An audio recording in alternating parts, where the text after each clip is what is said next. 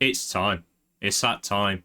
Toy Story 4 time. Whatever I say in this review, I'm going to get a lot of people behind my back. And that's fine. You can have your own opinions on this movie. Just please express them respectfully. I remember vividly when this movie was about to come out, everyone was cynical towards it because Toy Story 3 was so perfect that we didn't feel like we needed another film. And I was one of those people. I went into this film so angry, thinking I was going to absolutely hate it. It was going to ruin the Toy Story franchise. And I came out pleasantly surprised. I absolutely love Toy Story 4. Now, I will agree that this is the worst of the four, and I'll get to why I think that in a minute. But I think the main reason why a lot of people don't really like this movie is because it's not really a Toy Story movie. It's more of a Woody movie. This movie is all about him. Even the posters tell you that. And I hope by the end of this video, I would have proved to you why this is a fantastic continuation of the Toy Story story. That is a very, very hard sentence to say. So, let's get into it. Let's go back to Toy Story 3 for a second.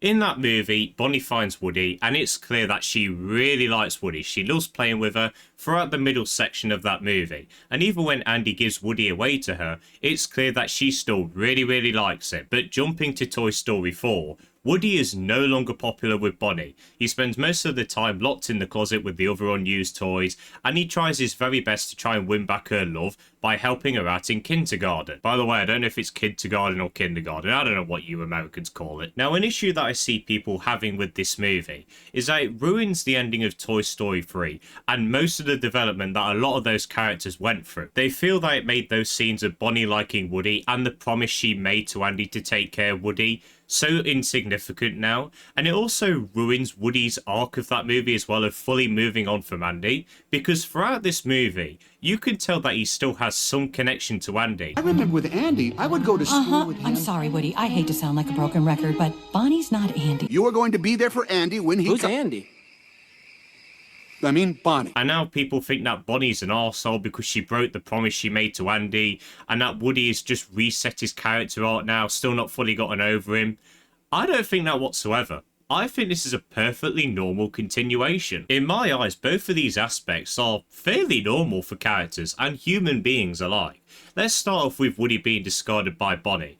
I think it is perfectly normal for kids to discard toys that they really, really love in favour of new toys that they've got. It's clear that not a lot of time has passed between Toy Story 3 and 4, and now that she's got new toys, arguably better toys like Buzz Lightyear, you can perfectly understand why she'll like them more than Woody. It's something that we have all gone through when we were younger and when we're now older as well. I'm in the process of doing it right now.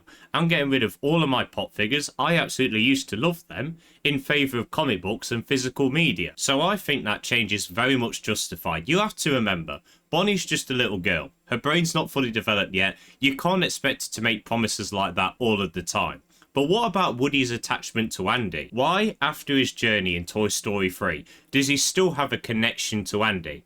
Well, let me ask you this. Let's see you try and move away from someone in an instant. You have to remember, Woody spent his entire life trying to make Andy happy, and now he's taken away from him in a matter of 10 minutes. You can't expect him to fully move on after spending years upon years with this kid. I think it is very realistic that he struggles to move away from his past duties with Andy, especially now that Bonnie doesn't really love him anymore, and he's trying his very best to do those things that he did with Andy to make him happy, to make Bonnie love him more now as well. So for me, this movie's introduction doesn't really ruin the ending of Toy Story 3. If anything, I think it expands on it, and it's a perfectly normal continuation. Now, as I mentioned earlier, a lot of people believe that this movie repeats the arc that Woody goes through in Toy Story 3. And in some aspects, I do agree with you. I can see some similarities. But I think the main purpose of this movie is to give Woody a new purpose in life. The opening scene of this movie introduces this new purpose perfectly.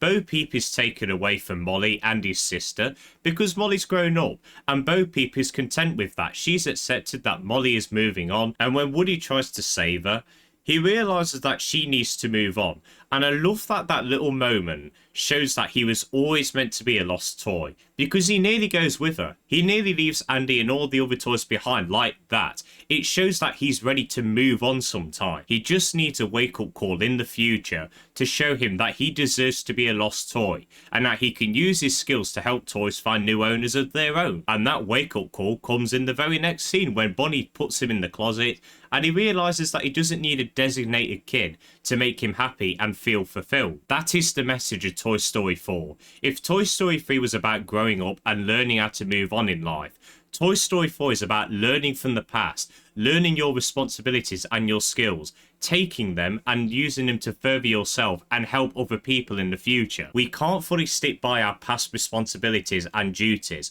otherwise we won't go anywhere. We have to take inspiration from them, use them in the future to become a better person. Now, another message in this movie that I think gets a little bit muddled is to do with Gabby Gabby and her obsession with Woody's voice box. Gabby Gabby is this vintage doll that has a broken voice box, making her feel very insecure and feeling as if she is not fit for a kid. When my voice box is fixed, I'll finally get my chance. So when she sees that Woody has a working voice box, she really wants it because it will make her feel like a real toy again, and she can finally have the confidence to go near this girl that she really wants to be played with. Now, I love Gabby Gabby's character because you do understand why she wants Woody's voice box, and yes, she can feel a little bit threatening because of those really horrifying ventriloquist dummies. But she's also a very sympathetic villain. What I love most about her character is the lesson that she learns when she gets near the girl that she's always wanted to be with.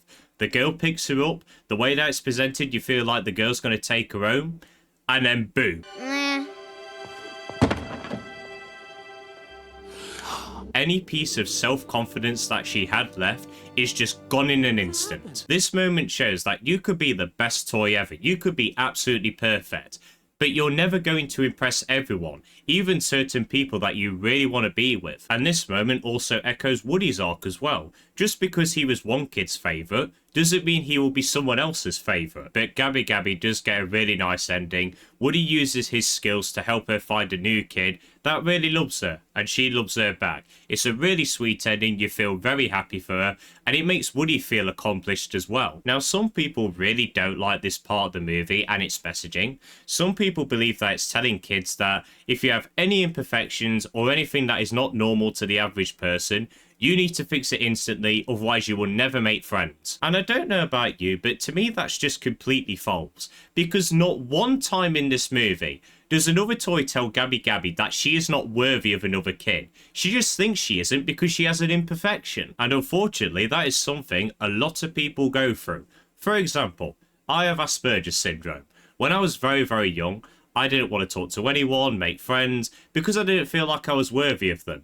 But nowadays, look at me. I've got a bunch of friends, and I realise that no one really cares if you have Asperger's syndrome. And of course, it is very sad that a lot of people feel this way. But it is unfortunately very normal.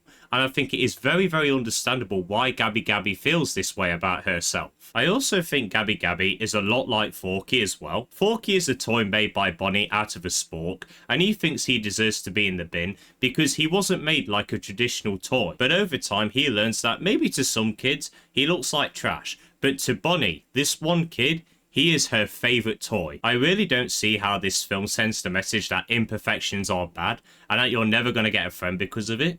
If anything, I think it sends the complete opposite message. Those are essentially the main elements of this movie, and I think they all come together at the end for what I think, and this is probably going to be a very controversial opinion even to people who really like this movie, I think this is on the same level of emotion as Toy Story 3. Woody manages to get back to Bonnie's camper van, and he's about to go back to the toys and be with Bonnie, and then he realises that Bonnie doesn't need him now. He can go off and be a lost toy and help other toys find their own kids. And he decides to do that. So he says goodbye to his friends. He gives Jessie his sheriff badge, essentially making her the new leader of the gang. Something they're going to stick by in Toy Story 5, judging by the trailers. And then Bonnie's camper van drives off. And then we end the movie with the simple but very powerful line, To infinity and beyond. You can't tell me you didn't feel any sort of satisfaction watching that ending. With what Woody has gone through in this entire movie and throughout the entire franchise, I think it makes perfect sense that he leaves Bonnie, he goes on his own journey, using the skills that he has developed while helping Andy to help other toys find their own owners. It's a brilliant ending for his character, and it's such a shame that they're probably going to ruin that in Toy Story 5. Why are you there? Now, I've been glazing this movie for a while now. In fact, this recording has taken 35 minutes so far. So you think that I'm going to give this a 10 out of 10 rating.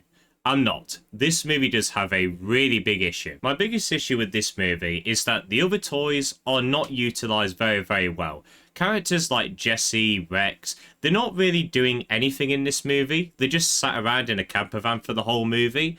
And I get it, it's a Woody-focused movie. It would have been near enough impossible to give every single character something to do. But you could have at least let them do something instead of just sitting around in a caravan. It doesn't ruin any of those characters whatsoever. But one character that this movie does ruin is Buzz Lightyear.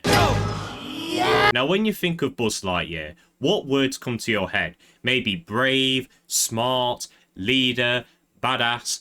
All of those words relate very well to Buzz Lightyear.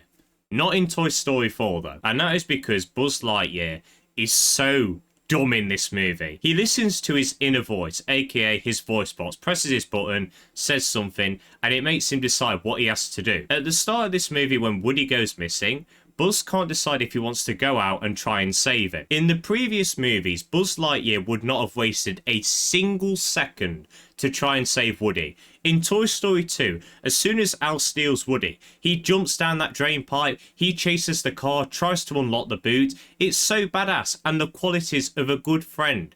But in this movie, he needs his inner voice to decide if he wants to jump out of the window and save his friend. What would he have done if the voice box said, oh no, don't save him? Just going to sit there on the bed twiddling his thumbs for the whole movie? This is not Buzz Lightyear. It is a complete misunderstanding of the character, and I pray that they fix this in Toy Story 5. That's really my only big issue with the movie though. I think everything else about this movie is really, really great. This is personally the funniest Toy Story movie, and that is mainly because of two new characters, Ducky and Bunny, played by Key and Peele. They are hilarious in this movie because they are so big-headed and they come up with these over-the-top and stupid plans that you can't help but laugh at them. Then you also have Duke Kaboom, played by Jesus himself, Keanu Reeves. Keanu Reeves, as I've said many times, my favourite actor, and he is so funny in this movie. And I'm sorry to any Rajans watching this video, but I cannot take that name seriously now. The way that Keanu says it, it's just so funny. Why, Rajon? Why? But I do think one aspect of this movie that everyone agrees is great is the animation. No word of a lie, this is one of the most beautiful animated movies I have ever seen. I can prove that in one image. You can't tell me you didn't think that was a real cat at first. This movie achieves the very hard job of making sets and backgrounds look very realistic, but also looking like they were animated in a computer as well. I've criticised Pixar in the past for making their movies look too realistic. I've always said they should embrace animation and other animation styles. The whole point of animation is that you can do things that you can't do in live action. And I do think this movie can be seen as an extension of that unfortunate trend. But I do think the film does a very good job at balancing the cartoonish nature of the franchise and realism. Other technical aspects are very strong in this movie as well. Randy Newman did a new song for this film called I Can't Let You Throw Yourself Away. It's not as good as stuff like You've Got a Friend in Me, We Belong Together, I Will Go Sailing No More, but it's still a very solid song. Just a little bit repetitive for me. But finally, the voice acting in this movie is very, very strong, especially from the newcomers like Tony Hale as Forky. I love how he gives him an alien-like personality at the start of this movie, and the further that he develops throughout it, he becomes a lot more human-like. Annie Potts returns as Bo Peep. She really gets to shine in this movie, playing a more badass version of the character. Key and Peele as Ducky and Bunny, they're great in this movie, had great chemistry, and I really miss those two collabing. And then Keanu Reeves as Duke Kaboom, so good in this movie, brought so much joy and personality to the movie. So in conclusion, I think Toy Story 4 is a fantastic and worthy entry into this franchise, and a perfect continuation of a near-perfect trilogy. It develops on the lessons learnt in the previous movies, and gives some of the characters a new purpose in life. It's also one of the most beautiful animated movies I have ever seen. It's incredibly funny, the music's great, the voice acting is great. I absolutely love Toy Story 4, and if you hated this movie before, I really hope I've changed your mind on it. I'm going to give Toy Story 4 an 8.5 out of 10. And there we go. That was the penultimate review in my Toy Story review series. Next time, it's the big one, Toy Story 5. Fingers crossed, hope and pray to the Lord that it's just as good. We can only hope. But I hope you all enjoyed this video, guys. If you have seen Toy Story 4, do let me know your thoughts on it. Do you like it? Do you not? Let me know. But I hope you all enjoyed this video, guys. Have a good day, and see you later.